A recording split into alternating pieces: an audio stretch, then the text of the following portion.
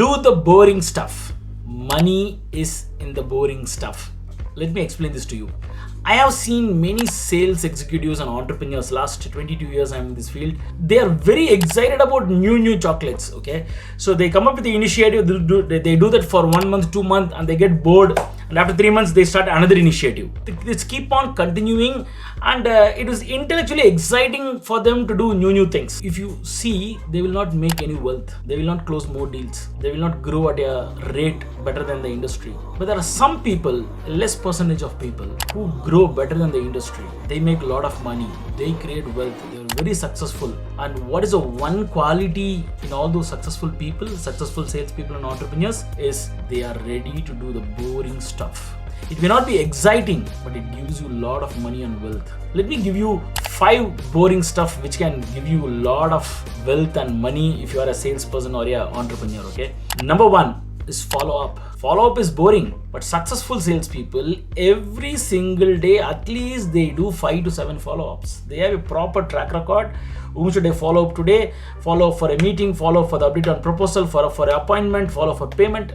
Every day they do follow up. It's boring to do that, but every day they will do that. Second boring stuff is generating leads. I see a lot of entrepreneurs, salespeople, when they get the lead, they focus only on closing that and working on that. But then the next lead generation activity they do after 1 month or 2 months. But successful people continuously working on generating leads, even though it's boring. Okay, every day they allocate some time. Some of the people, they integrate it as part of their life. Wherever they go, they work on generating leads. They will not harass you, but subtly they will generate leads. Whether they go to a family function, or they go to an alumni event, or they go to a business networking event, or they go to a movie, or they go to a hospital, their mind works on lead generation. It's a boring stuff, but gives you a lot of money. The third one is going to conferences.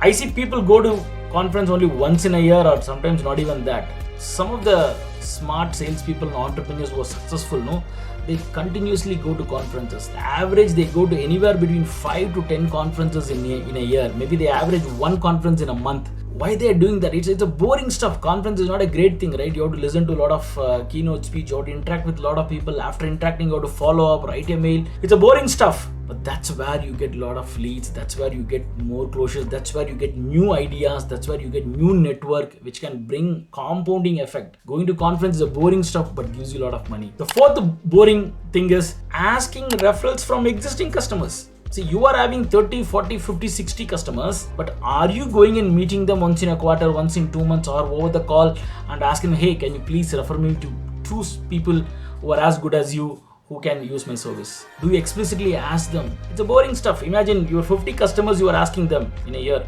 or every quarter, or every 6 months. It's a boring stuff, but that's where you get a strong lead, strong referral. Okay, that is a boring stuff number 4. And the last boring stuff number 5 is cross-selling, upselling. For your existing customers, what are the other product and service within your realm you are selling to them? Or are you persuading them to upgrade to the next level of service or product you are having? That's again a boring stuff, but that's where the money is. He or she already knows you, the trust is already built, the relationship is already there. The probability of them buying the other product or service you have or upgrading to the next level is very high with your existing customers.